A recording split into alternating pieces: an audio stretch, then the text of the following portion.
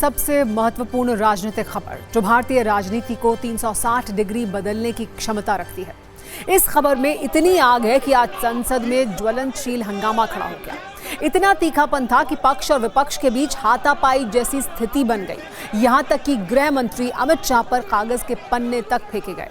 विपक्षी दलों ने नारेबाजी की। विरोधी सांसद अमित शाह की सीट तक पहुंच गए, जिसके चलते उन्हें अपनी सीट बदलनी पड़ी। और ये सब हुआ भारत सरकार के उन 3 विधेयकों के कारण जिनकी जद में प्रधानमंत्री, मुख्यमंत्री और राज्य मंत्री सभी आते हैं। इन विधेयकों को पेश करते ही इतना हंगामा मचा कि इन्हें तुरंत जॉइंट पार्लियामेंट्री कमेटी यानी जेपीसी के पास भेजना पड़ा। दरअसल आज गृह मंत्री अमित शाह ने लोकसभा में 3 महत्वपूर्ण बिल पेश किए। पहला बिल है 130वां संविधान संशोधन बिल 2025 जो केंद्र और राज्य सरकारों पर लागू होगा। दूसरा बिल है गवर्नमेंट ऑफ यूनियन टेरिटरीज संशोधन बिल 2025 जो केंद्र शासित प्रदेशों के लिए है। तीसरा बिल है जम्मू कश्मीर पुनर्गठन संशोधन बिल 2025 जिसे विशेष रूप से जम्मू कश्मीर पर लागू किया जाएगा। मौजूदा स्थिति में ये गंभीर आपराधिक आरोपों में गिरफ्तार या हिरासत में लिए गए प्रधानमंत्री, मुख्यमंत्री, केंद्रीय मंत्री या राज्य मंत्री को पद से हटाने का कोई प्रावधान नहीं है, जबकि पेश किए गए विधेयकों में ये व्यवस्था अब की गई है। यदि किसी पर गंभीर आरोप हो और वो 30 दिन तक हिरासत में रहे तो प्रधानमंत्री, केंद्रीय मंत्री, मुख्यमंत्री या राज्य मंत्री हो उसे पद छोड़ना होगा। यही बात विपक्ष को पसंद नहीं आई। जैसे ही तीनों विधेयक पेश हुए, विपक्षी सांसदों ने हंगामा शुरू कर दिया। कुछ सांसदों ने बिल की कॉपी तक फाड़ दी और कागज के टुकड़े अमित शाह की ओर फेंके गए। हालांकि अमित शाह ने बिल पेश करते हुए कहा कि सरकार इसे जॉइंट पार्लियामेंट्री कमेटी को भेजने का प्रस्ताव रखती है। बावजूद इसके सदन में लगातार नारेबाजी होती रही। विपक्षी सांसद वेल में आ गए और गृह मंत्री का माइक तक तोड़ने की कोशिश की। माहौल इतना हंगामेदार हुआ कि सदन के अंदर तनावपूर्ण स्थिति पैदा हो गई। इसके बाद सत्ता पक्ष के सांसदों ने हस्तक्षेप कर गृह मंत्री की ढाल बनकर उनका बचाव किया। आखिरकार किसी तरह विधेयक पेश हुआ, लेकिन इसके तुरंत बाद विपक्ष ने सरकार की घेराबंदी शुरू कर दी। असदुद्दीन ओवैसी ने कहा कि सरकार देश को पुलिस स्टेट बनाने पर तुली हुई है। उनका आरोप था कि सरकार लोकतंत्र को जीवित नहीं रहने देना चाहती। मनीष तिवारी ने कहा कि ये विधेयक राजनीतिक दुरुपयोग का रास्ता खोलता है, जबकि समाजवादी पार्टी के सांसद धर्मेंद्र यादव ने इसे संविधान के मूल अधिकारों और न्याय के खिलाफ बताया। मैं प्रस्ताव करता हूं कि भारत के संविधान का संशोधन करने वाले विधेयक को पुनर्स्थापित करने की अनुमति दी जाए। I oppose introduction of all these 3 bills. This is nothing but creating a Gestapo to ensure that our democracy does not survive. This government is hell-bent on creating a police state. This will be a death knell and leash an elected government, sir. This bill stands that fundamental maxim of jurisprudence on its head. This bill opens the door for political misuse by instrumentalities of the state whose arbitrary conduct has been repeatedly frowned upon by the Supreme Court. Makes this amendment excessive, unnecessary and unconstitutional. I would like to know from the Honourable Minister, what is the undue haste and urgency in bringing such a constitutional amendment bill? What is the emergent need of having such a bill? Premachandran जी कह रहे हैं कि जल्दबाजी में लाया गया।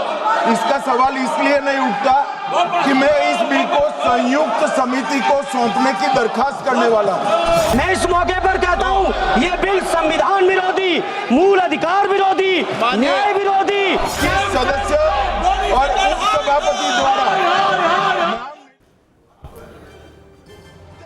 वैसे इन हंगामों से अलग गृह मंत्री अमित शाह और कांग्रेस सांसद केसी वेणुगोपाल के बीच तीखी बहस भी हुई। वेणुगोपाल ने सवाल उठाया कि जब अमित शाह गुजरात के गृह मंत्री थे और उन्हें गिरफ्तार किया गया था तो क्या उस समय उन्होंने भी नैतिकता का पालन किया था। इस पर अमित शाह ने जवाब दिया। उन्होंने कहा कि पहले उन्होंने इस्तीफा दिया, उसके बाद जेल गए और जब निर्दोष साबित हुए तभी दोबारा संवैधानिक पद संभाला। This bill is to bring morality in politics. Can I ask a question to the Honourable Home Minister? When he was the Home Minister of Gujarat, he had been arrested, sir. Whether he took the morality of the politics? माननीय अध्यक्ष जी, मैं record clear करना चाहता हूं।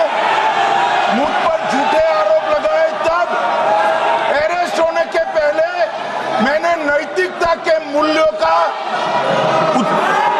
हवाला देकर इस्तीफा भी दिया और जब तक मैं कोर्ट से निर्देश नहीं हुआ कोई संविधान पद मैंने स्वीकार नहीं किया। ये क्या सिखाते हैं नैतिकता में? मैं तो इस्तीफा देकर गया था और मैं तो चाहता हूं कि ये नैतिकता के मूल्य बढ़े। हम ऐसे निर्लज्ज नहीं हो सकते कि हम पर आरोप लगे और हम संवैधानिक पद पर रहें। वैसे इन हंगामों के बीच सरकार अपने तर्क पर कायम है। सरकार का मानना है कि ये तीनों बिल लोकतंत्र और सुशासन की साख को और मजबूत करेंगे। सरकार का कहना है कि अब तक संविधान के तहत केवल दोषी ठहराए गए जनप्रतिनिधियों को ही पद से हटाया जा सकता था, लेकिन अब ऐसा नहीं होगा।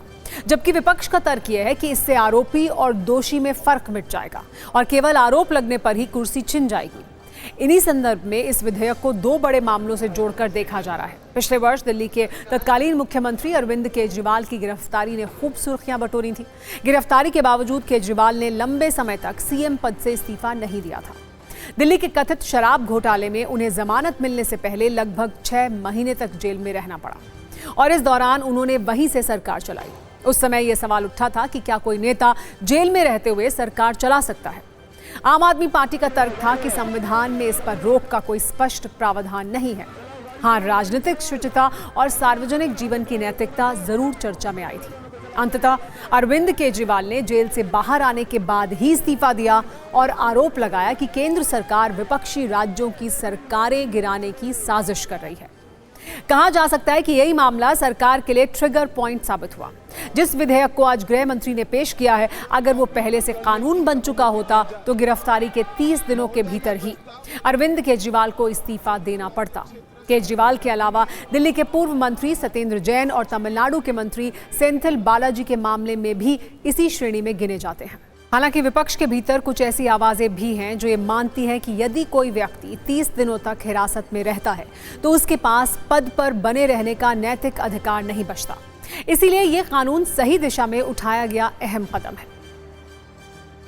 Face of it, it seems reasonable that anyone who does anything wrong should be liable to punishment and should not be holding a high constitutional office or a political office. I think that makes sense. जब संविधान बना होगा तब शायद संविधान बनाने वालों को, देश के निर्माताओं को इस बात का एहसास ही नहीं रहा होगा कि लोग, सत्ता में बैठे हुए लोग इतने करप्ट हो जाएंगे, इतने भ्रष्टाचारी हो जाएंगे, इतने बड़े क्रिमिनल होंगे कि उनको जेल जाना पड़ेगा और उससे भी बढ़कर कि वो जेल जाने के बाद भी अपना पद नहीं छोड़ेंगे। तो मुझे लगता है कि जो बिल आ रहा है वो ठीक बिल है कि अगर आप पर कोई इल्ज़ाम है, आपको जेल में जाना पड़ रहा है तो आप जेल से बैठकर सत्ता नहीं चला सकते हैं। तो ये कानून जहां तक मैं समझता हूं ठीक है। वैसे तो राजनीतिक शुचिता और नैतिकता का तकाजा यही है कि सत्ता में बैठे लोगों पर यदि कोई आरोप लगे तो उन्हें स्वयं शासन व्यवस्था से अलग हो जाना चाहिए ताकि न्याय देने वालों पर किसी तरह का दबाव ना हो और न्याय प्रक्रिया पर सवाल भी ना उठे। लेकिन मौजूदा दौर की राजनीति में ये उम्मीद करना बेमानी है। जेल की सलाखों के पीछे से भी सरकारें चलाई जा रही हैं। हालांकि इसी देश में लाल कृष्ण आडवाणी और शरद यादव जैसे नेता भी हुए जिन्होंने आरोप लगते ही संसद की सदस्यता छोड़ दी थी और जब तक निर्दोष साबित नहीं हुए तब तक किसी संवैधानिक पद को छुआ तक नहीं। लेकिन आज तक ऐसा कोई कानून नहीं बना जो इस नैतिक आदर्श को एक मॉडल की तरह लागू कर सके। दरअसल नैतिकता कभी डंडे या कानून से नहीं थोपी जा सकती, ये तो लोक लाज से आती है। लेकिन राजनीति के इस बदलते दौर में लोक लाज से ज्यादा सत्ता से चिपके रहना जरूरी है।